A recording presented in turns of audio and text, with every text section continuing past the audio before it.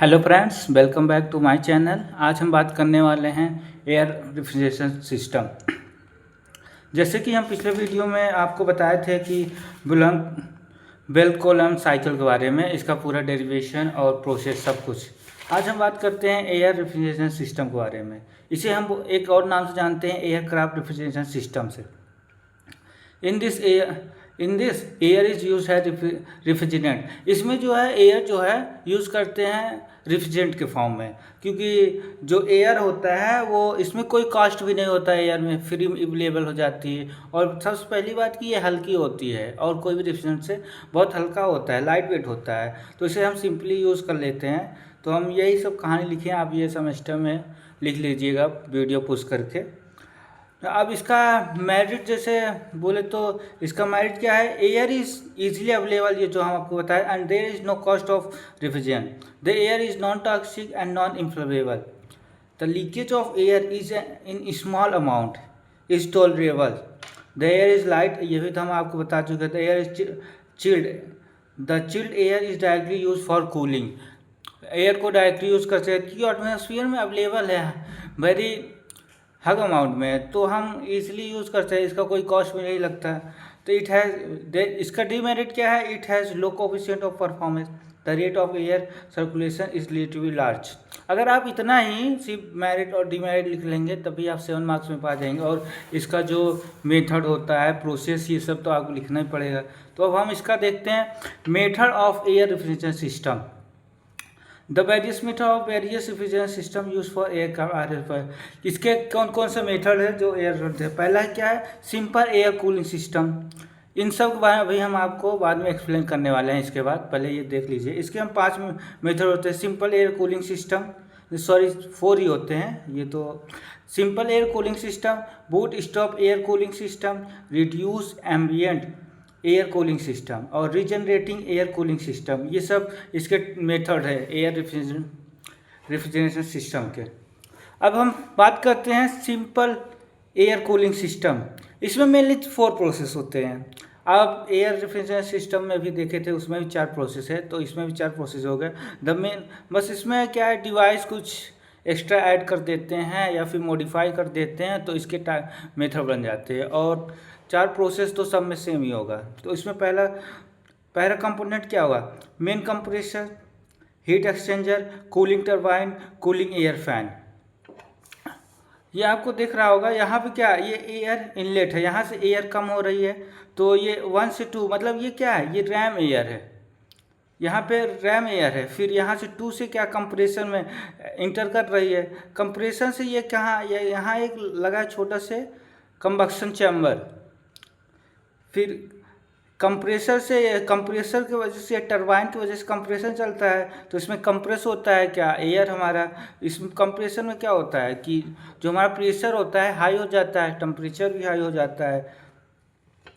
तो इसके बाद हमारा इसको हम भेजते हैं एयर को इसमें हीट एक्सचेंजर में, in the presence of RAM air. जो हमारा जो ये एयर होता है, ये यहाँ पे एयर, इसकी वजह से हमारा हीट एक्सचेंज होता है। जो हमारा वो क्या कहते हैं, प्रेशर और टेम्परेचर हाई हुआ था, इसके वजह से लो होता है। जो इसके अंदर रेफ्रिजरेंट है, रेफ्रिजरेंट एयर है, तो इसका प्रेशर और टेम्परेचर लो हो जाता है। तो इसके बाद हम इसको भेजते हैं कूलिंग टावर में। लास्ट हमारा एक कूलिंग टरबाइन था, इसमें भेजते हैं। कूलिंग टरबाइन के बाद कूलिंग एयर फैन इधर है। तो इसका हम पूरा वर्किंग समझ लेते हैं फिर से एक बार। वर्किंग क्या, the air required for refrigerator system is blend of from the main compressor. जो आपको बताए थे, हम यहाँ कंप्रेसर से एयर ले रहा है। This high temperature air is cool initially in the heat exchanger. आपको हम बोले थे यहाँ पे हीट एक्सचेंजर पर क्या होता है कि हमारा टेम्परेचर और प्रेशर जो हाई रहता है उसको लो कर देता है, तो कूल हो जाता है। It is further cool in the cooling turbine. ये फर्दर कूल कहाँ किया जाता है, कूलिंग टरबाइन हमारा यहाँ लगा है। Further cool by the process of expansion. The work of this turbine is used to drive the cooling fan which draw cooling air through the heat exchanger। आपको बता चुका। और ये मेन बात क्या है, this system is good for ground surface cooling and for low flight speed के लिए ये सिर्फ यूज़ होता है। अब इसकी ये मेन चीज़ है, इसका TS डायग्राम बनाना। TS डायग्राम बनाना बहुत इम्पॉर्टेंट है। ये हमारा क्या है, यहाँ से 1 से स्टार्ट होगा। 1 से हमारा क्या है, यहाँ पे एम्बिएंट प्रेशर से 1 से 2 जाएगा, यहाँ पर रैम्प प्रेशर हो जाएगा। हमारा जो एयर कंडीशनिंग का साइकिल है सिर्फ इतना ही है, यहाँ तक। यहाँ पे तो हम ये एयरक्राफ्ट में आ गए, क्योंकि हम एयरक्राफ्ट को जो है एम्बिएंट प्रेशर से ले रहे हैं। हमारा जो एयरप्लेन है वो ऊपर उड़ता है, तो इसका जो ऊपर उड़ता है उसकी वजह से हमारा जो टेम्परेचर और प्रेशर बहुत लो हो जाता है, तो इसकी वजह से हमें ये रैम्प प्रोसेस करना पड़ता है। रैम्प प्रोसेस क्या करता है, इसमें डिफ्यूज़न लगा होता है, जिसके वजह से हमारा जो प्रेशर है और टेम्परेचर बहुत हाई हो जाता है। अब इसमें रैम्प प्रेशर यहाँ 1 से 2, फिर 2 से हमारा कहाँ जाएगा, 3 में जाएगा। मेन कंप्रेशन में कंप्रेसर हमारा क्या करता है, प्रेशर और टेम्परेचर बढ़ा देता है। कंप्रेसर के बाद हम ये आ जाए कहाँ पे, हीट एक्सचेंजर 4 पे, 4 से 5, यहाँ से W इनपुट W आउट।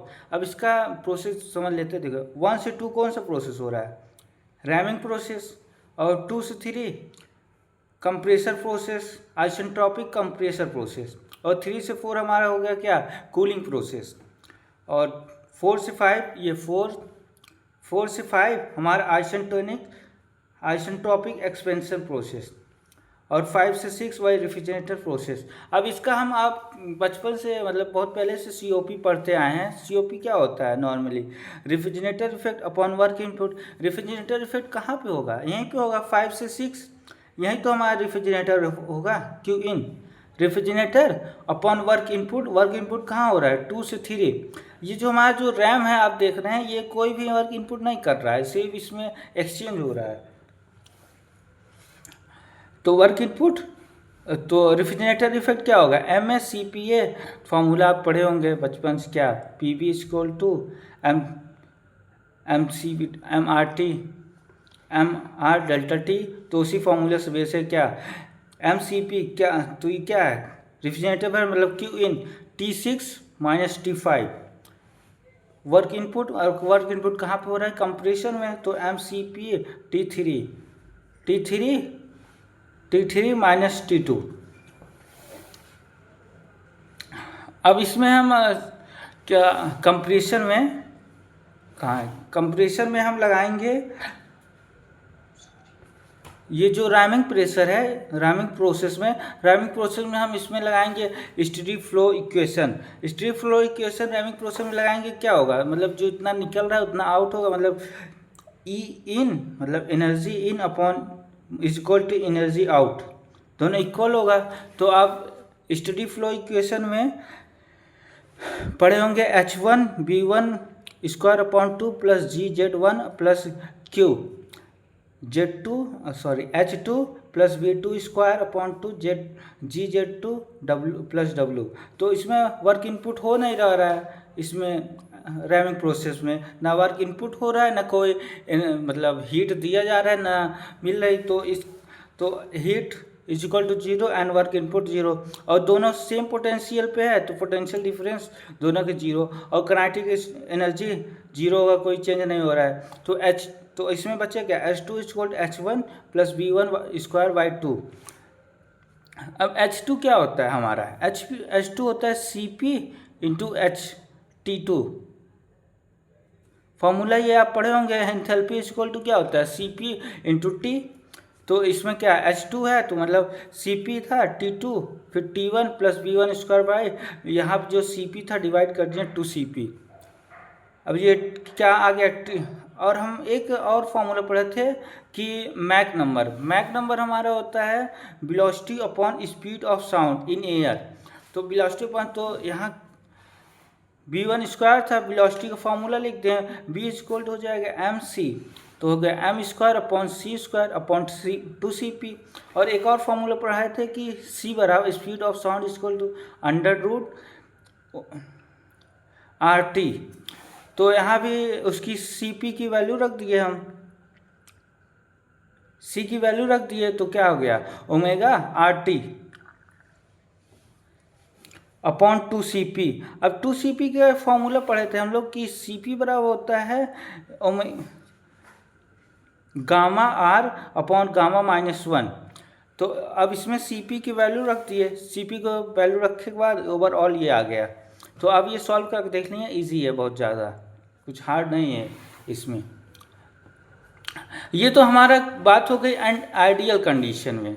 ये आइडियल कंडीशन कोई बताता नहीं, हम एक्सप्लेन कर दिए। नॉर्मली इसका हमारे सिलेबस में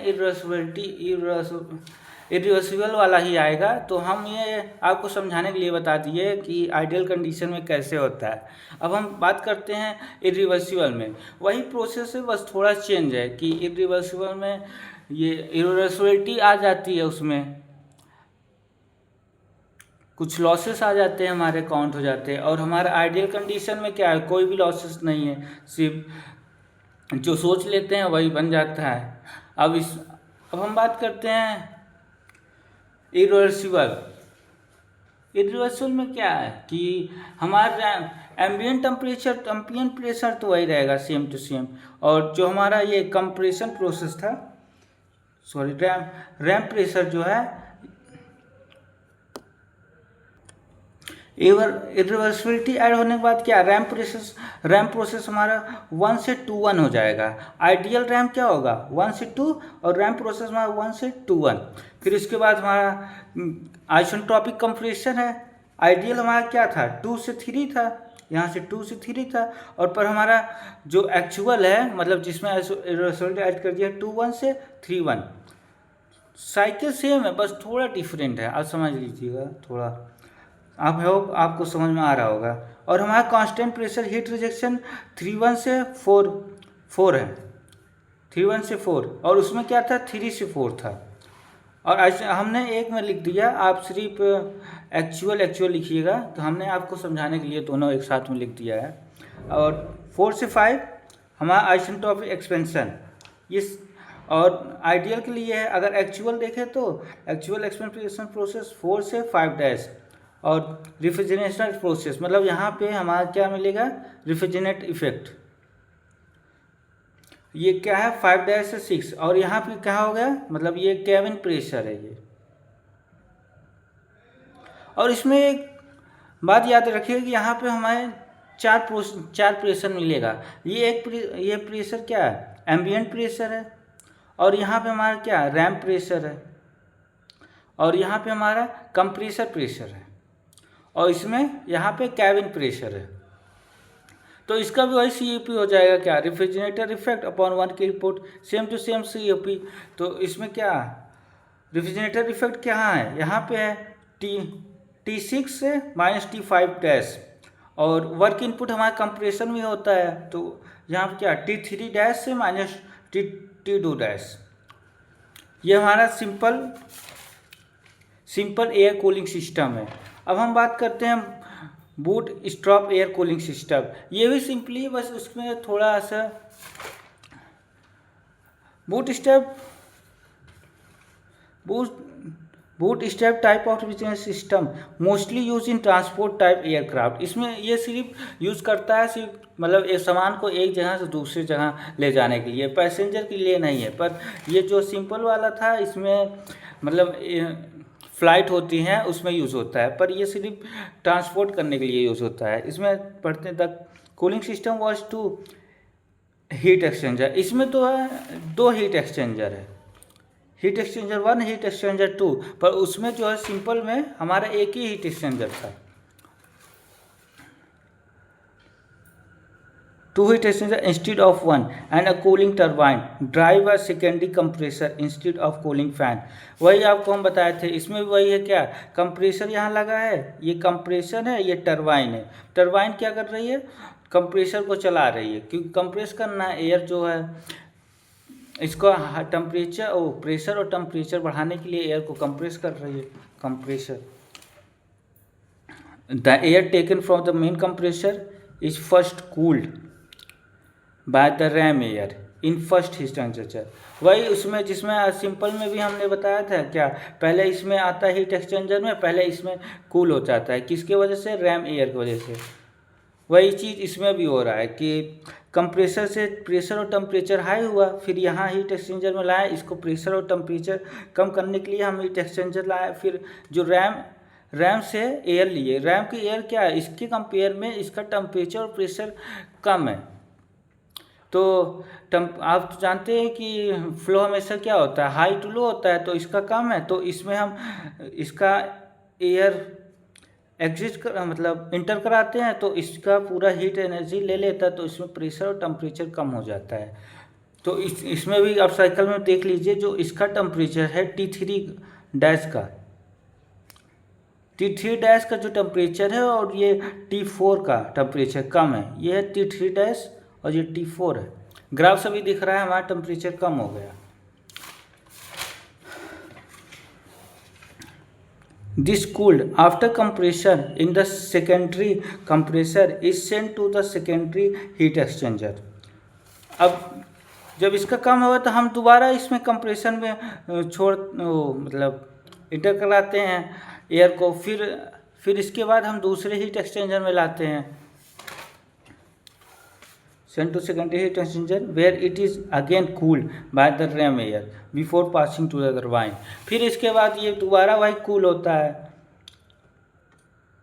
नॉर्मली सिंपल समझो, इसमें 2 हीट एक्सचेंजर है, तो इसको हम नॉर्मली जो सिंपल एयर कूलिंग सिस्टम, ये जो है ये थोड़ा कम कूल करता था एयर को, तो हम इसको मॉडिफाई करके थोड़ा ये जो है थोड़ा ज़्यादा हीट को कूल करता है उसके कंपेयर में, और इसकी एफिशिएंसी बहुत हाई होती है। इसका हम टीएस डायग्राम तो समझा दिए। सीओपी भी आप वही है, सीओपी सेम है। सीओपी क्या होता है, refrigerator effect upon work input. Refrigerator effect क्या होता है, MACPA TD - TS dash upon अब बता देते हैं आपको। रेफ्रिजरेटर इफेक्ट हमारा कहाँ ये है, तो यहाँ क्या होगा T8 से -T7, और हमारा क्या वर्क इनपुट हमारे 2 जगह मिल रहा है, एक कंप्रेसर यहाँ पे है, एक कंप्रेसर हमारा यहाँ लगा है, तो हमारे 2 वर्क इनपुट हो गया, 1 इनपुट 1 वर्क इनपुट 2। हम आपको टीएस डायग्राम में समझते हैं। यहाँ पे क्या एम्बिएंट प्रेशर है, इसका प्रोसेस एम्बिएंट प्रेशर है। एम्बिएंट प्रोसेस से 1 से 2 हमारा क्या होगा, ये आइडियल कंडीशन में हमारा क्या है, ये रैमिंग प्रोसेस आइडियल कंडीशन पर 1 से 2 डैश हमारी क्या है एक्चुअल कंडीशन रैमिंग प्रोसेस है, और 2 डैश से 3 डैश हम ये 2 लाइन इसलिए बनाएं क्योंकि हम आइडियल और एक्चुअल दोनों एक्सप्लेन करें ताकि आपको ज़्यादा समझ में आए। आप सिर्फ एक ही लाइन ये सिर्फ, क्योंकि रिवर्सिबिलिटी ही ज़्यादा पूछी जाती है, क्योंकि अगर हमें बनाना होगा तो रिवर्सिबल पे ही काम करके बनाएंगे, एक्चुअल तो बना नहीं पाएंगे, आइडियल तो बना नहीं पाएंगे, क्योंकि आइडियल तो फिजिबल ही नहीं होता। तो 2 से 3 डैश हमारा क्या होगा, ये कंप्रेसर प्रोसेस होगा।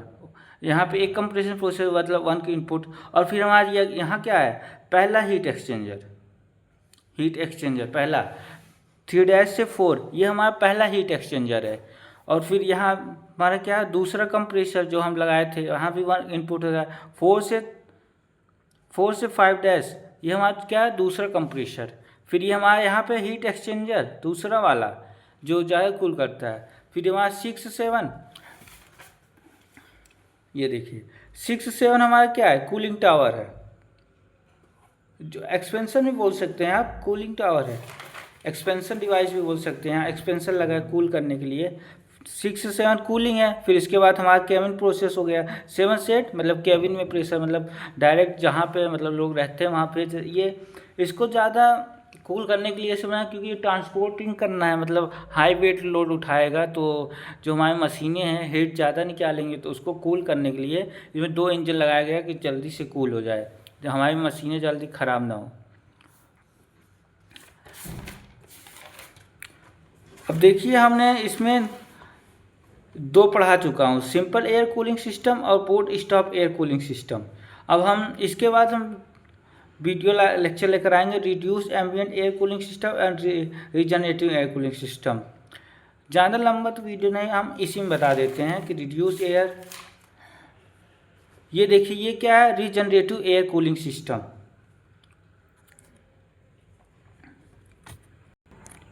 वैसे ये भी सेम है, हम आपको दो बता चुके हैं, तो आप ये कर सकते हैं अपने मन से भी।